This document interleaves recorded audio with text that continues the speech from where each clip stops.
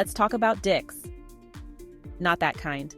But the nation's largest sporting goods retailer, Dick's Sporting Goods, has reported a major cybersecurity incident. So while their internal operations is getting dicked down, you can still buy that overpriced kayak or those sneakers you'll wear twice.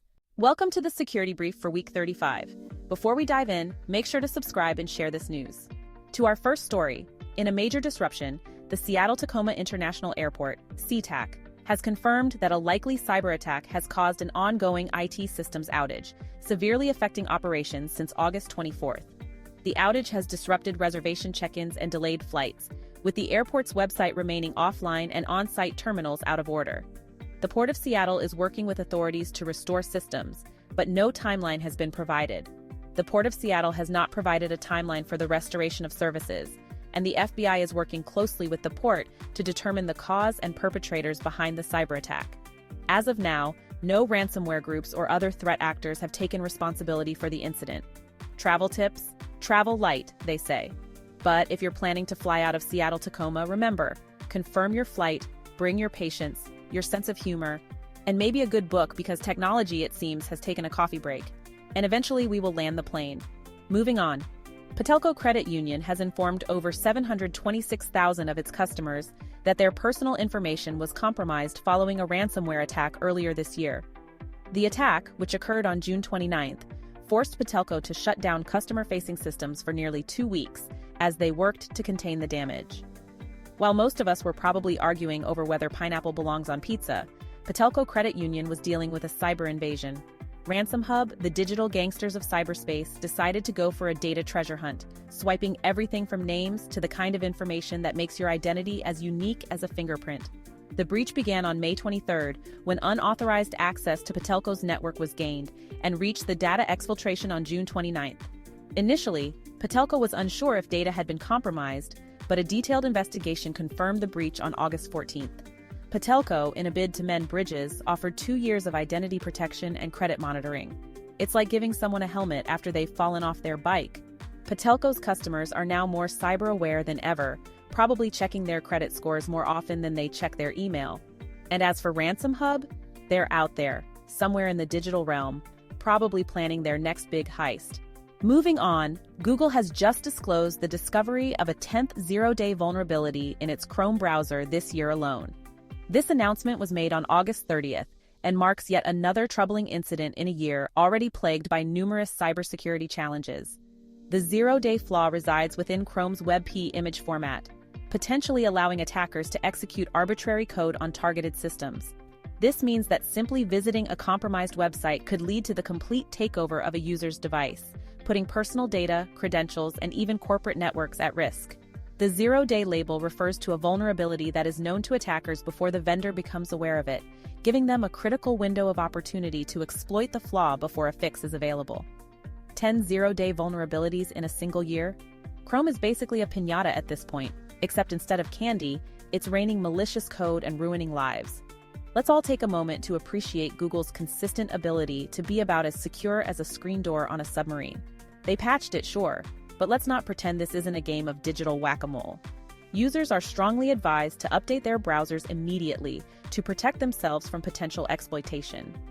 Despite the quick response, the discovery of a 10th zero-day vulnerability in less than a year raises serious concerns about the state of cybersecurity in one of the world's most widely used browsers. And isn't it just adorable how simply browsing the web can now lead to the complete takeover of your device?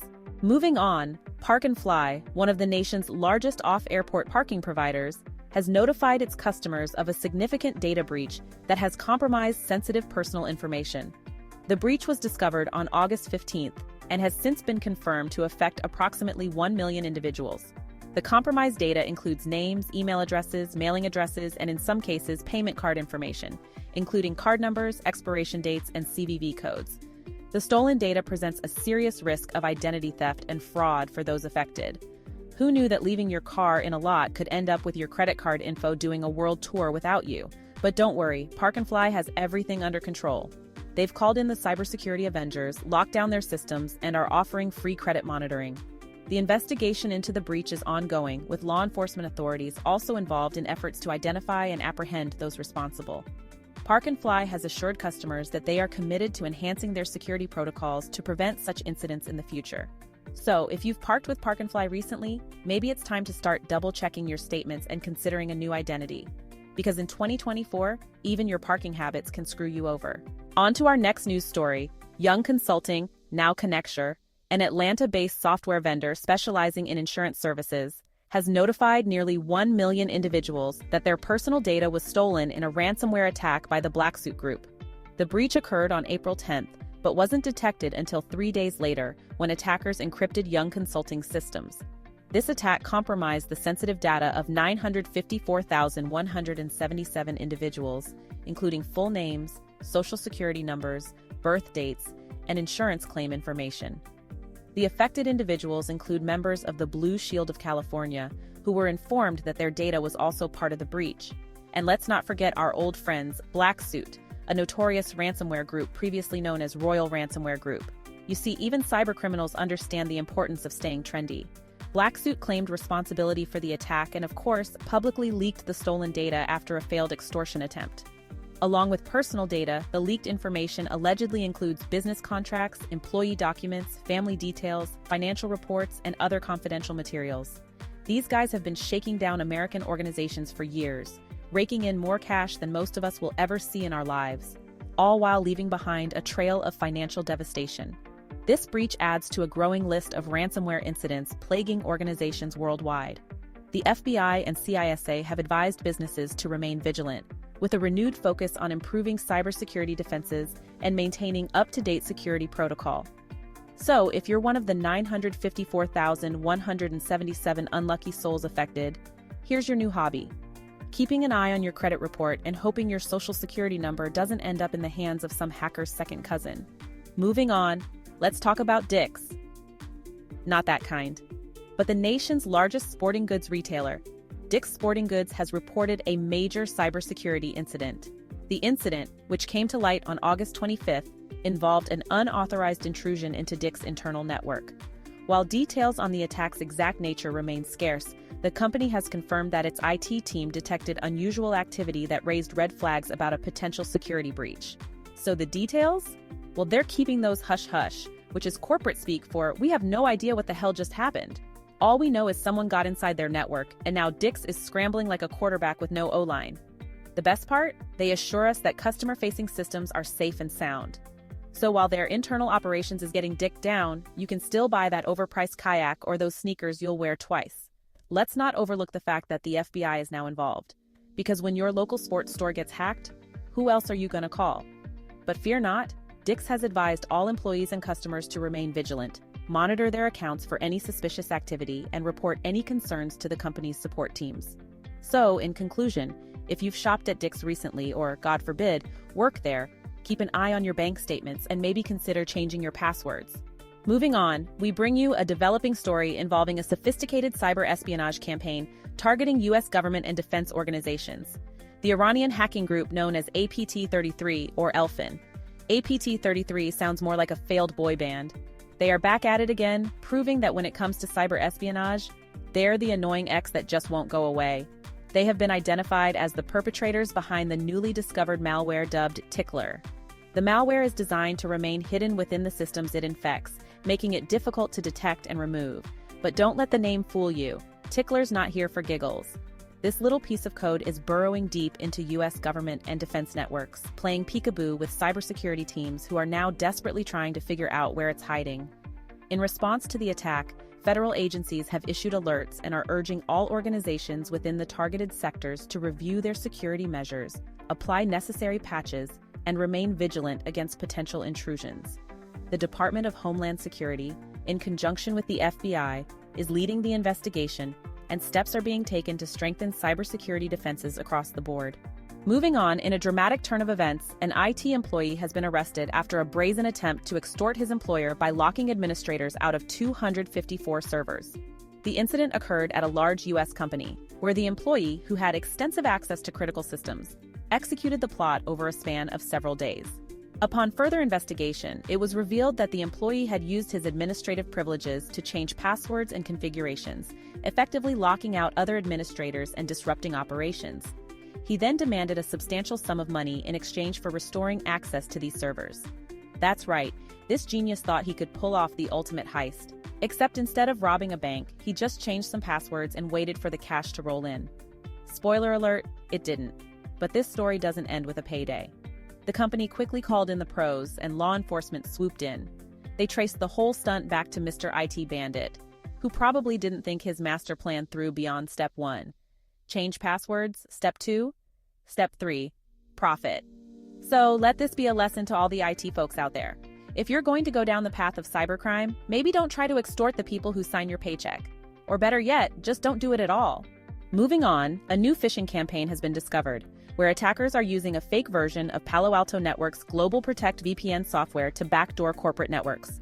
The attack, first identified in August 2024, has targeted multiple organizations by tricking employees into downloading malicious software, thinking it was a legitimate security tool. The incident began when employees at several companies received emails containing a link to what appeared to be a Palo Alto Networks GlobalProtect VPN client. This fake GlobalProtect client wasn't just a cheap knockoff either. It came with a spoofed website that could fool even the most paranoid IT guy who double-checks his own shadow. The attackers pulled out all the stops, making sure their phishing campaign had the same level of authenticity as a counterfeit Gucci bag on Canal Street. Of course, Palo Alto Networks is now in damage control mode, telling everyone how to spot the difference between their real software and this Trojan horse dressed as a VPN client. Law enforcement agencies are investigating the origins of this campaign, and cybersecurity firms are working to identify the full scope of the attack and mitigate its impact. Companies affected by this breach are advised to conduct thorough security audits and ensure that any compromised systems are isolated and cleaned to prevent further damage. Moving on, in a surprising yet almost inevitable turn of events, a cybersecurity researcher, someone we might call the white knight of the internet, has found themselves in hot water after sharing stolen data with the media. The controversy began when the ransomware attack targeted a prominent organization, resulting in the theft of a large volume of sensitive data. The researcher, who had obtained the stolen data through undisclosed means, decided to share it with a media outlet, believing that the public had the right to know the full extent of the breach. The data included confidential information that the researcher argued was of public interest, particularly given the potential impact on individuals and businesses affected by the attack. Of course, the company that got hit by the ransomware wasn't exactly thrilled to see their dirty laundry aired out for the world to see, so they did what any enraged corporation would do. They slapped the researcher with a lawsuit. I guess playing Robin Hood with hacked data isn't as heroic as it sounds. Their argument? The researcher not only played fast and loose with stolen data, but also poured salt into the wound by making the breach even more public.